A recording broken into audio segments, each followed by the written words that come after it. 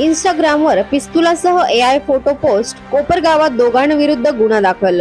कोपरगाव तालुक्यातील कोळपेवाडी येथील तौफिक बिलाल बागबान या तरुणाने रायफल आणि पिस्तूलसह फोटो आपल्या इंस्टाग्राम अकाउंटवर पोस्ट केल्यानंतर सदर फोटो सोशल मीडियावर वेगाने व्हायरल झाला आणि सदर युवकाचा अतिरेकी संघटनेशी संबंध आहे का असा प्रश्न उपस्थित करत समाज माध्यमांवर वेगाने पोस्ट व्हायरल होत होती।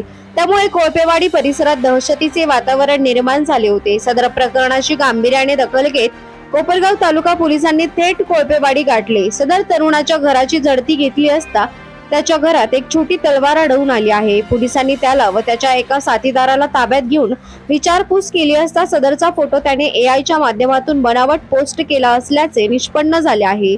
मात्र घरात तलवार ठेवल्या प्रकरणी आणि सोशल मीडियावर पिस्तुलासह फोटो पोस्ट करून दहशत निर्माण केल्या प्रकरणी कोपरगाव तालुका पोलिसांनी काल दोघांविरुद्ध गुन्हा दाखल केला आहे।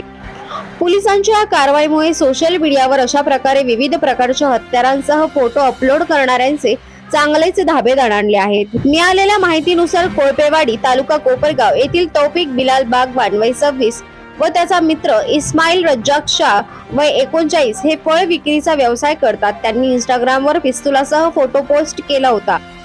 हा फोटो आर्टिफिशियल इंटेलिजन्स एआयच्या साहाय्याने एडिट करण्यात आल्याचे तपासात निष्पन्न झाले आहे। पोलिसांनी दिलेल्या माहितीनुसार या दोघांनी मुद्दाम भीतीचे वातावरण निर्माण करण्याच्या उद्देशाने हा फोटो सोशल मीडियावर प्रसारित केला। दरम्यान या प्रकरणात अधिक तपास पोलीस निरीक्षक संदीप कोळी यांच्या मार्गदर्शनाखाली सुरू असून संबंधित आरोपींना ताब्यात घेण्यात आले आहे।